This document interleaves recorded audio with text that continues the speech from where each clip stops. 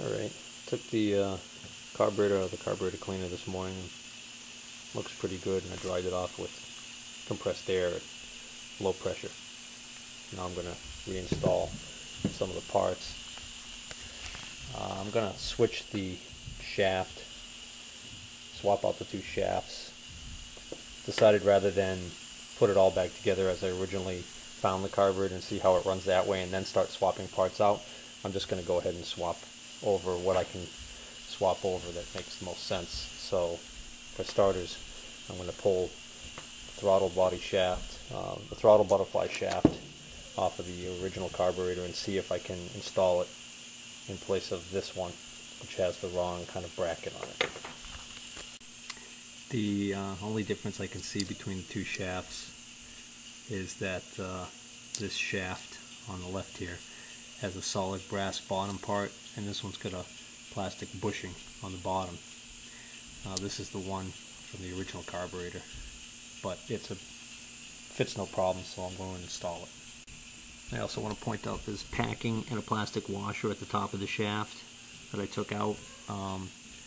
There is packing right here on this one. I'm going to pull that packing out and put the newer packing that's with a better condition packing on this shaft onto my old one. Just above the packing, there's a plastic washer or a nylon washer that acts as a bushing. That's actually already on here on my original shaft, so I don't need to install two. The two screws that hold on this butterfly get a little drop of blue Loctite, which is the lower strength. Well, now we come to a major design change between these two carburetors. Remember when I took this little tiny jet out here on the side of this carburetor? I didn't remember seeing that on this one. It's not there. Interesting thing is, when I went to take the main jet needle out of this carburetor, I can actually see that it's screwed into the bottom of the other part of the jet. So now when I look at the original one I took out, you can actually see the threads on the inside there where that would screw into. So it almost appears like they took that little center jet piece out and relocated it to this position on the carburetor. So now I'm going to take that assembly out of there and see how it compares to see whether or not I can get away with using that. Alright, so here's a side-by-side comparison. This is the one out of the original carburetor. You can still see even after I cleaned it, it's still got some corrosion evidence on it. And this is the one I took out of the salvage carburetor I got. And then this is the little jet that was screwed into the end of this part on the original. This is the little jet that was screwed into the actual carburetor body on the salvage carburetor. And boy, they look very similar. So I'm tempted to try and put this old jet assembly into the new carburetor. Now, I'll have to think about this. After cleaning up my old original main jet assembly here, I don't see any difference between the one that I had to hack up in the process of removal on the salvage carburetor. So I'm going to install my original one into the salvage carburetor's body. I just want to make another note. There is a second section to that main jet assembly, brass insert down in there, that also has a keyway to unscrew it, but it's seized in there, and I'm worried that I'm going to end up destroying it trying to remove it.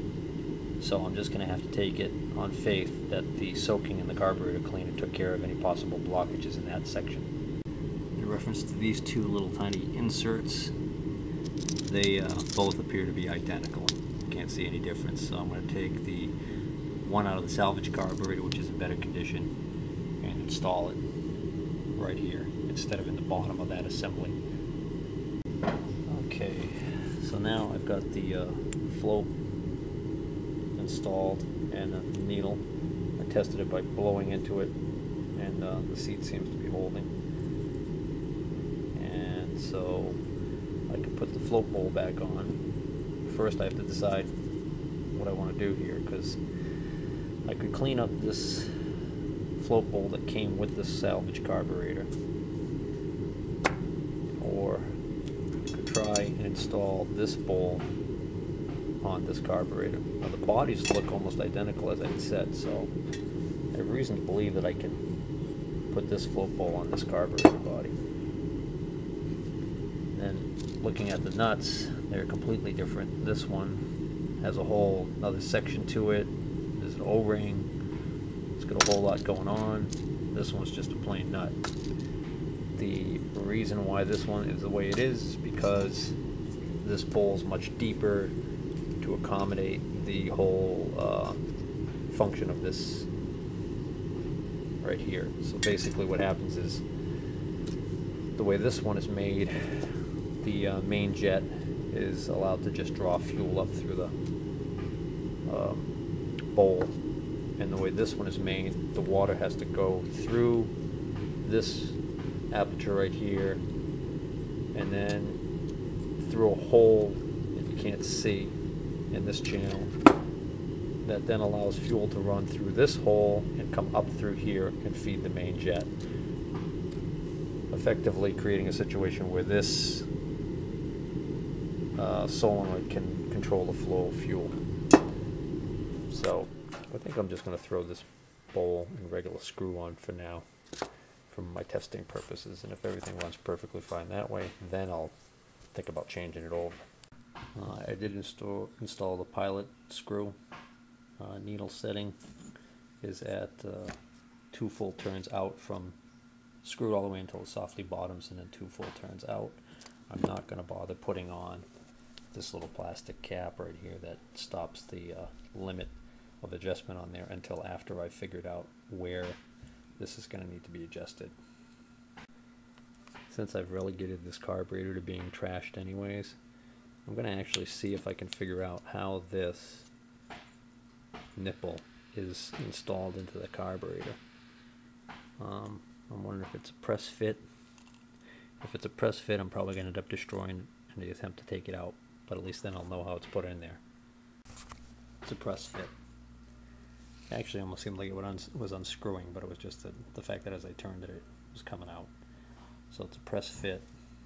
So if I wanted to, I could try and put this nipple, this barb fitting, into here, take this one out.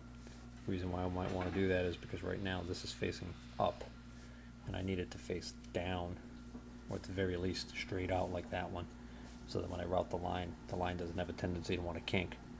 Ideally, I'd love to have this one face down. So I'm wondering whether or not I could twist that, turn it without creating a leak.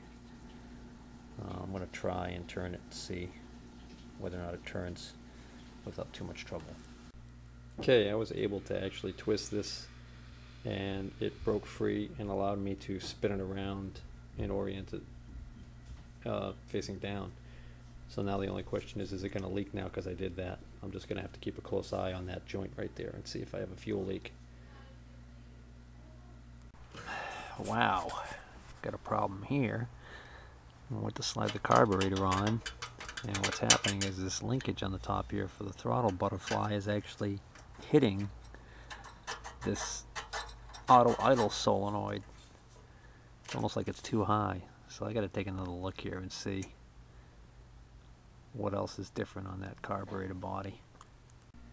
Okay, I can't use the throttle butterfly shaft that came out of the salvage carburetor. I mean, that came out of the original carburetor and put it in the salvage carburetor. What happens is when I go to install it, this part right here actually hits the motor, where it mounts onto the motor, which means that there must have been something's not right here. Something's definitely not right. It almost seems like there's a spacer missing. Alright, I don't think there's a spacer missing. There's a spacer here. This is the original spacer that I had on there. So now when I put the old carb body on with this throttle butterfly on it, works perfectly fine. So now that I'm looking at it, I'm thinking what I did was I inadvertently took the original one, the salvage one, and put it in there thinking I swapped them, when I didn't swap them at all. I think I've got them backwards. So I got to take this one and put it on the other salvage body. Yeah, I just looked at my earlier video I shot. That's what I did. This is the one that came out of my original carburetor, and I was supposed to transfer it to this one. And I thought I did when I didn't.